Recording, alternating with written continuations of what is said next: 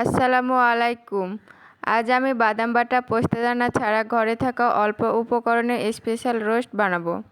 এখানে আমি 8 পিস মাংস 30 মিনিটের মতো মরিচ গুঁড়ো আর পরিমাণ মতো লবণ দিয়ে মাখিয়ে রাখার পর ভালোভাবে মাংসগুলো ভেজে নেব।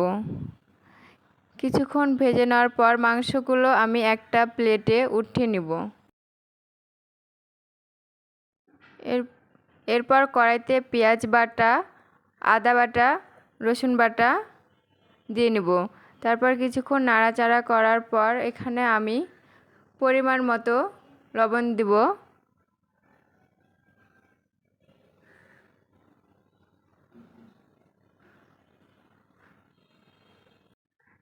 তারপর ধনিয়া গুঁড়ো,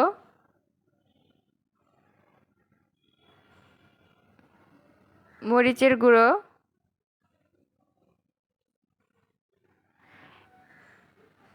কাঠ মশলা, এলাচ, হলুদ।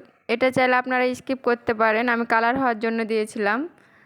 অল্প পানি দিয়ে মশলাটাকে কষিয়ে নেওয়ার পর এখানে 8-10টা মতো কাঁচামরিচ দিয়ে কিছুক্ষণ নাড়াচাড়া করার পর এভাবে তেলটা যখন ছাড়া ছাড়া হবে তখন আমি এখানে ভেজে থাকা রোস্টের মাংসগুলো দিয়ে ভালোভাবে নেড়ে চেড়ে নেব।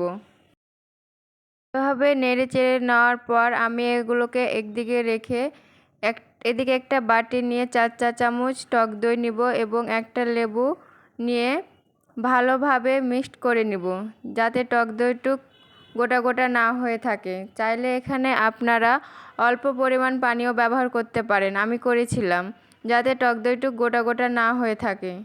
এভাবে ভালোভাবে মিক্সড করে নেওয়ার পর এরপর এভাবে কষা কষা হয়ে গেলে এখানে আমরা মিক্সড করা দইটুক অ্যাড করে দেব। তারপর 5-6 মিনিট ভালোভাবে নাড়াচাড়া করার পর এখানে আমরা 1 চা চামচ চিনি অ্যাড করব।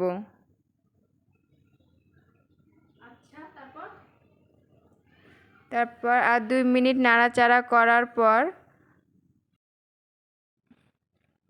পরিমাণ মতো পানি অ্যাড করে দেব, যাতে মাংসটা ভালোভাবে সিদ্ধ হয়ে যায়। তারপর ঢেকে রাখার পর 15 মিনিট পর আমরা এভাবে মাংসটা আবার একবার নাড়াচাড়া করে নেব। আবার কিছুক্ষণের জন্য মাংসটা আমরা ঢেকে রেখে দেব। আমরা এভাবে রোস্টটুক নামিয়ে নেব।